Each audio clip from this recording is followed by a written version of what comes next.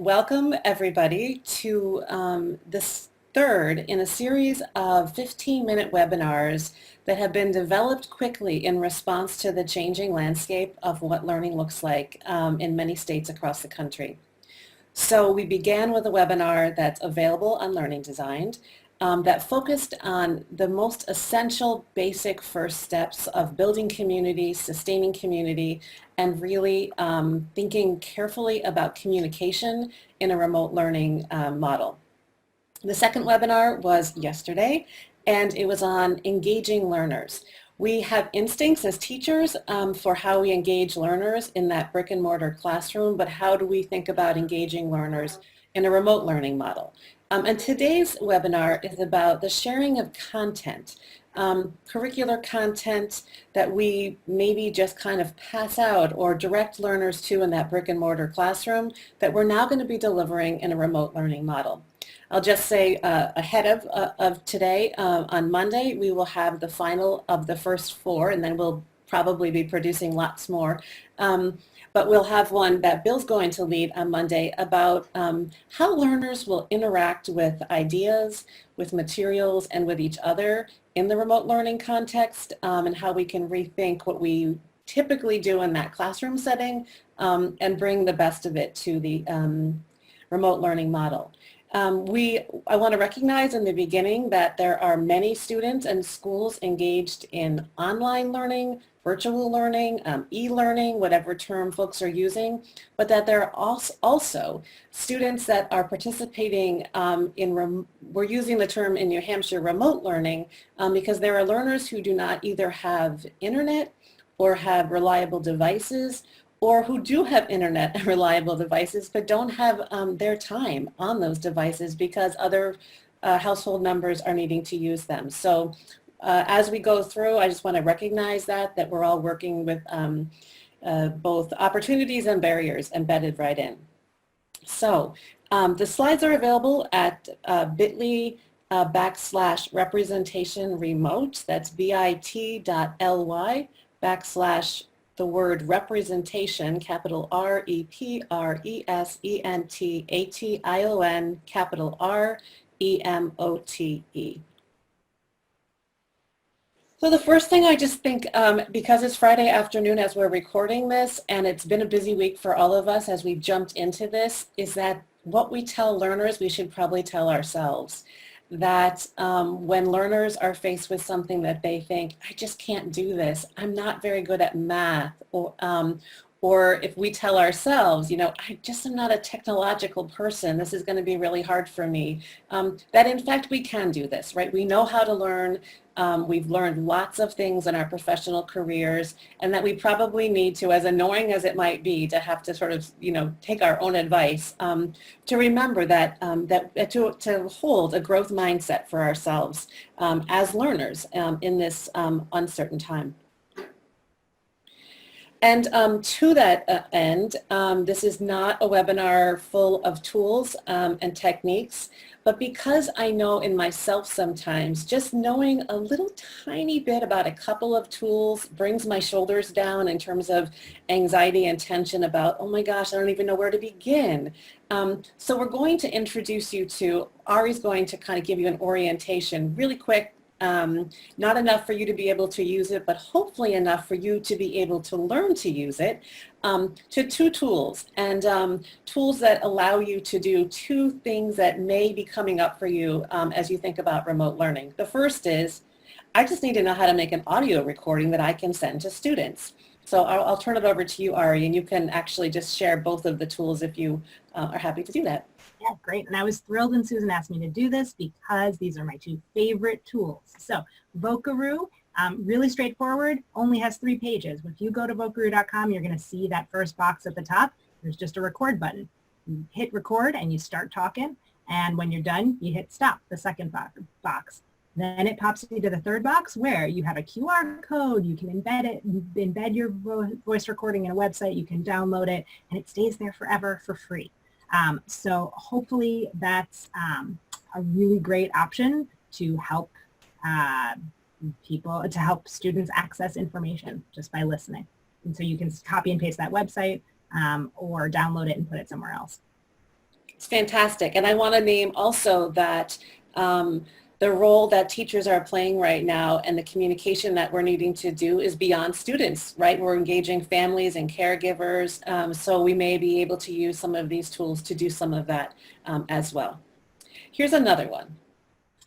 So Screencast-o-matic is my second favorite tool. The barrier to entry is that you do need to download something and you need to give, your computer needs to give permission to use your camera and your microphone. But after that, this is what you get. Again, you just press that record button and you can put a number of screens right in that box and it'll record your face right next to what you're trying to do. So of course, no tool is perfect and we want to make sure that we're offering options. So some students might prefer to hear it, some students might prefer to watch it.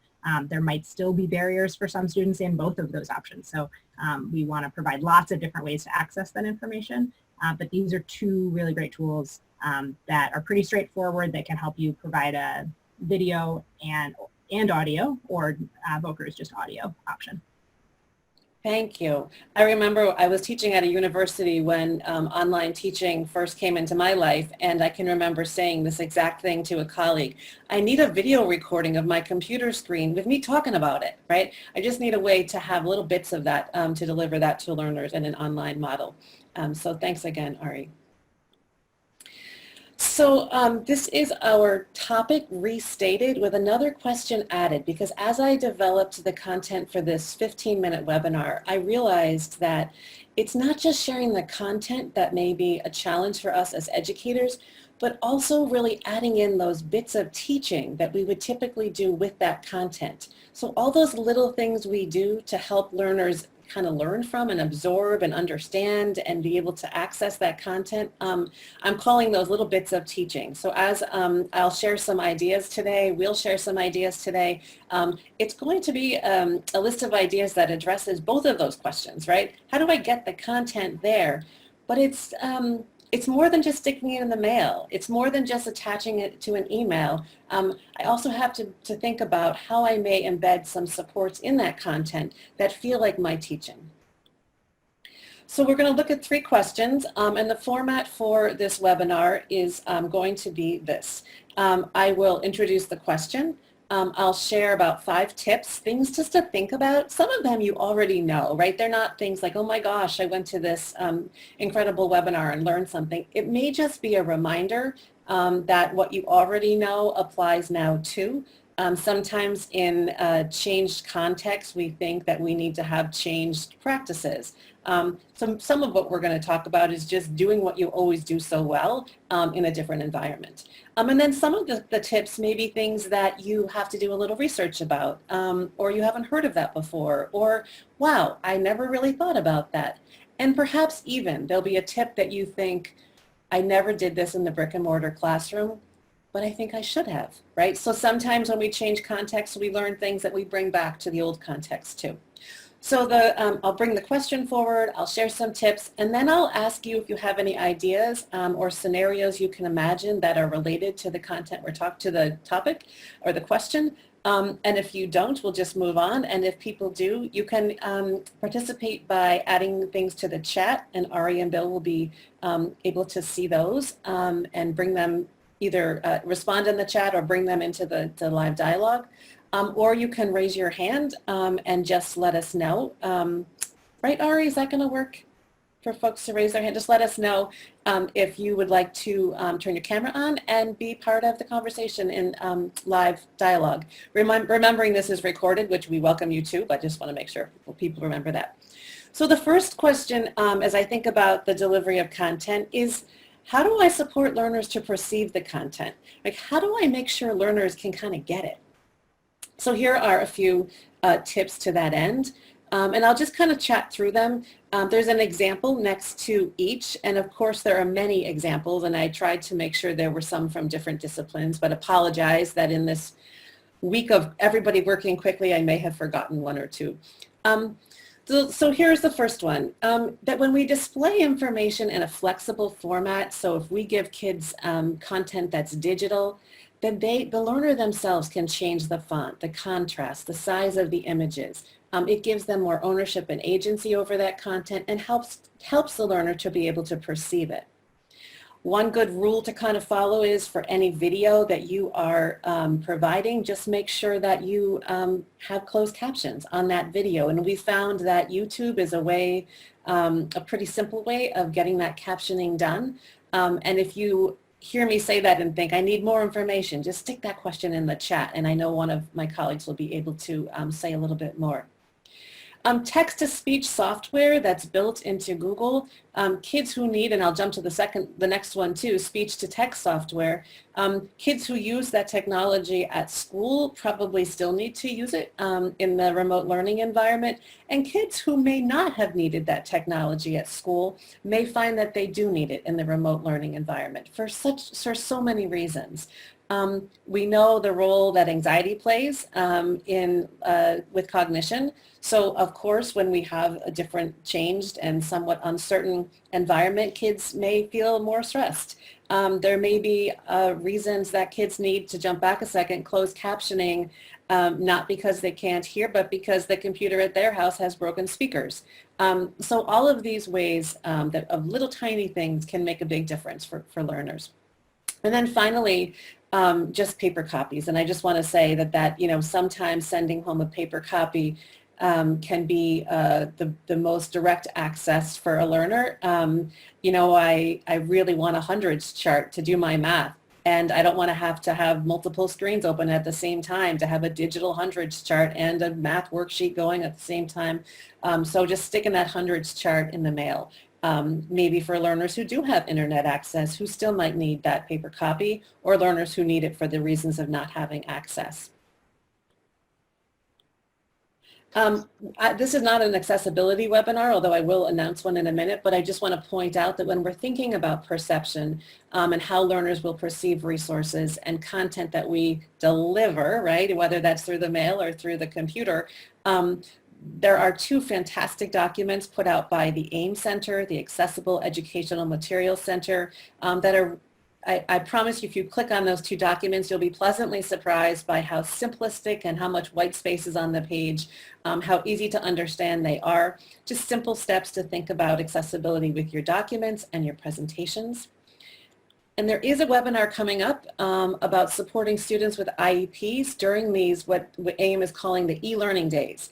And that's next Monday in the evening. So I just announced that, and if you click on that, these are all live links, and they'll take you to registration pages and more information.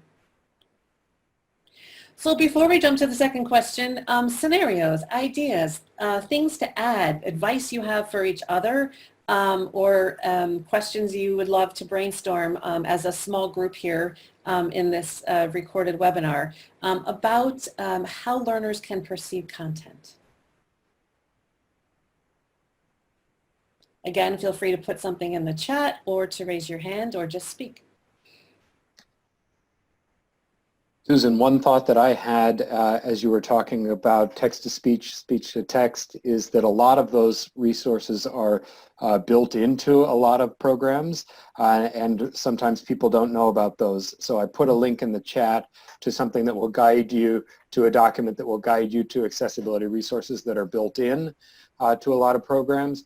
And for some of them, like a Google Chrome, it requires an extension. And so that's something you might have to advocate with your technology folks at the school or district level to push out those extensions to make them available to kids. Excellent, thank you. Anybody else before we move on? Okay. So the second question is, how do I support learners' knowledge of language and symbols? I used to be an elementary school teacher a long time ago, and I know that one of my biggest answers to this question was anchor charts. Anchor charts everywhere, right? I had places for learners to look to make meaning. What is greater than? What is less than? What does that plus sign mean again? What happens to those kinds of supports when we move to the remote learning environment? I'm going to share a few tips for thinking about how we build them in. right? So it's not necessarily how learners are able to perceive the content, but once they're perceiving it, are they able to make real, accurate, and thoughtful meaning of that content? So again, good teaching strategies that we already do for the most part, but I'll just name them because we're in this new time. We can hyperlink definitions for new vocabulary words right in the written materials. Simple to do in a Google Doc, and if you are thinking, I'm not sure how to do that, there's lots of learning about Google available on the internet, but if you're having trouble finding something, we're happy. You'll see our email addresses at the end of this webinar. We're happy to take a question at the end, or through email, excuse me. Creating digital anchor charts. How can we provide learners with a place to click, right, to see some of the things that used to be hanging on the wall? I used to look at the map when I had a question about where this country was. Now, where's that map that I want to look at? Or maybe that's something we put in the mail, right, to keep these in your learning space. Certainly on paper copies of things that we send home. And we do this when kids have been absent, right? We have this trick up our sleeves already. We have sticky notes everywhere with arrows and comments and reminders. So how do we continue to use what we do well? We could embed references within a text. So for example, instead of saying refer to the map on the wall, we may embed a map of Australia right there in the text about the history of Australia. And in the way that we teach and we bring the learner's attention to different aspects or features of the content, we may find in the remote learning environment, we do that by highlighting things because we're not sitting there anymore to say, what do I see here? Tell me about this, right? So maybe we just highlight, for example, the transition words in an essay to help bring learners' attention to places where we want it to be. And then for some learners, and I know I've got lots of daughters, but two are really able to decode, but their own decoding isn't fast enough for them to comprehend from their decoding. So having an audio recording really, really, really helps them to make meaning. So it's not that kids can't read sometimes, but having that audio recording of a digital text really helps them to make meaning of those words and symbols on the page. Any ideas, tips, scenarios that anybody wants to share about that meaning making that learners do with language and symbols in the content?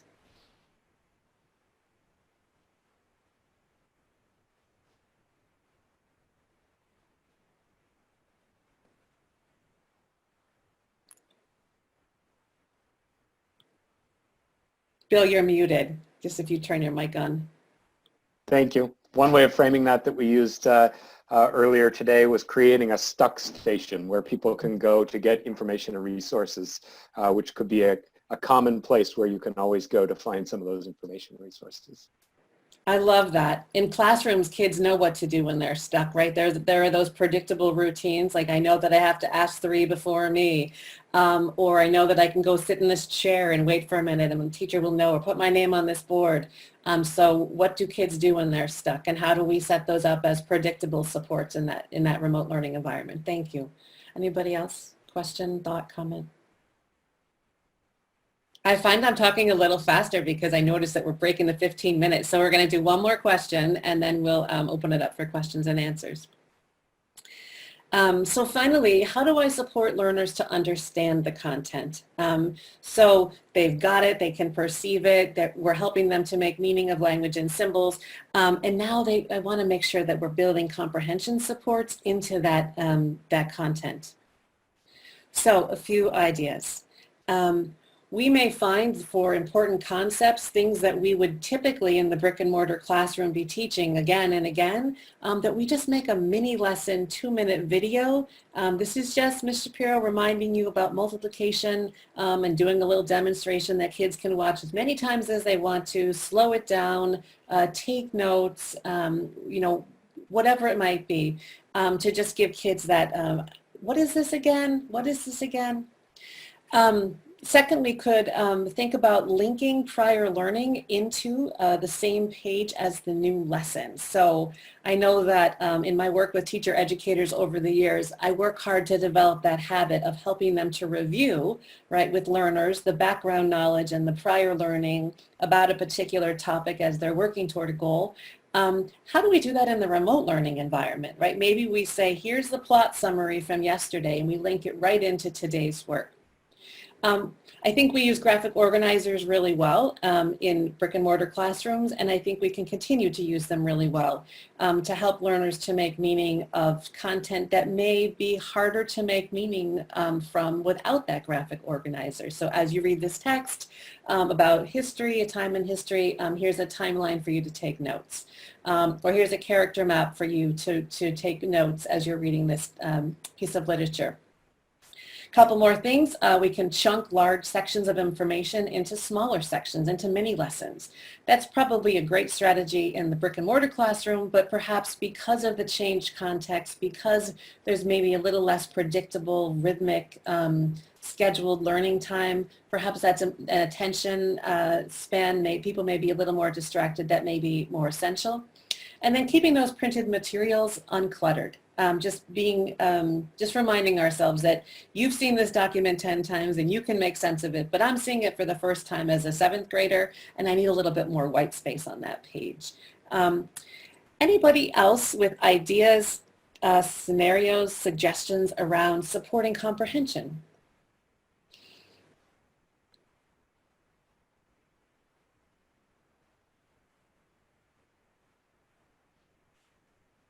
Okay, then let's just open it up for any general questions that anybody has. I know our time is nearly up, but if anybody has anything they want to add into the chat or raise their hand, and I'll throw a third option in there, or feel free to follow up with an email to Ari Biller if you have a question that you want to ask, if you're hearing this recorded or you're not wanting to ask it today.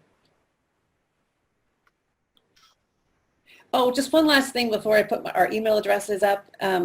This is something that one of our colleagues shared, and it's just a great reminder, I think, for everyone that less is more. It's from Edutopia, which is a great educational source for me, I know, with great content. And I'll just read it. It says, the feedback from Italy over the last 10 days is less is more.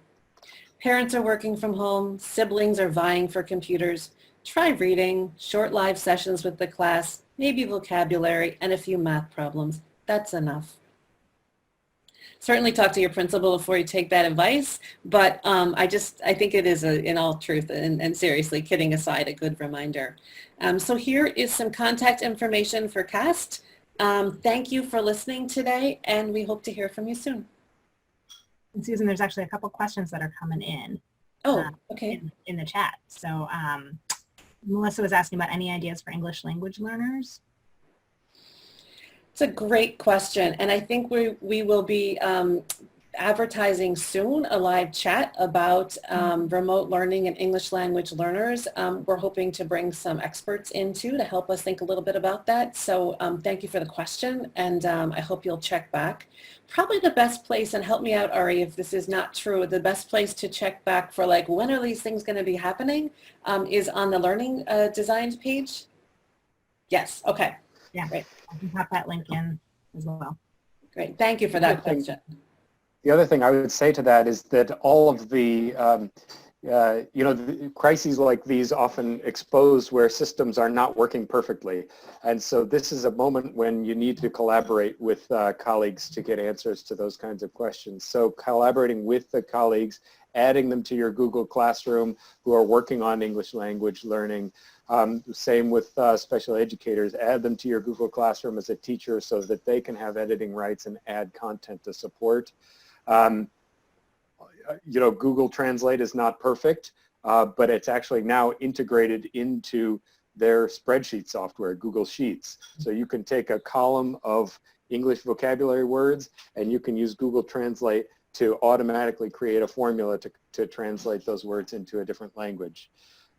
So there are tools like that that are out there that are imperfect, but they're a starting place. But also just providing content in multiple languages, especially if you know that that's going to be a need.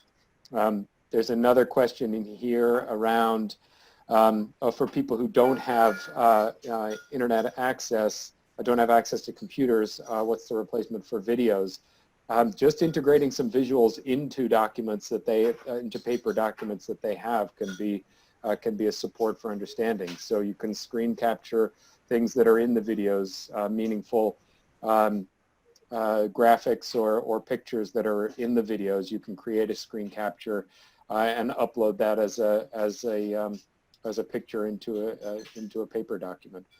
Susan, I don't know if you had other ideas for that. I mean, if you have the technology, you can burn DVDs and send those in the mail too. True, right. And sometimes some people don't have a computer, but they have a phone, and that can be a way to connect people. You can use Zoom video conferencing with your phone. But I also want to say we talked to a teacher earlier this week who was sending just a photocopy of the class picture to every learner in her class, so that kids who just wanted to see each other, you know, and be reminded that they're part of something larger than themselves, you know, we're able to do that. I don't know at the high school level, what do you do? Send the yearbook, but there are ways I think that we want to support that social network piece too. So yeah, great. Anything else? Well, I always think it's a good webinar if the person who's facilitating learns the most. So I think I did. Thank you all. And I think we'll close there and see you soon.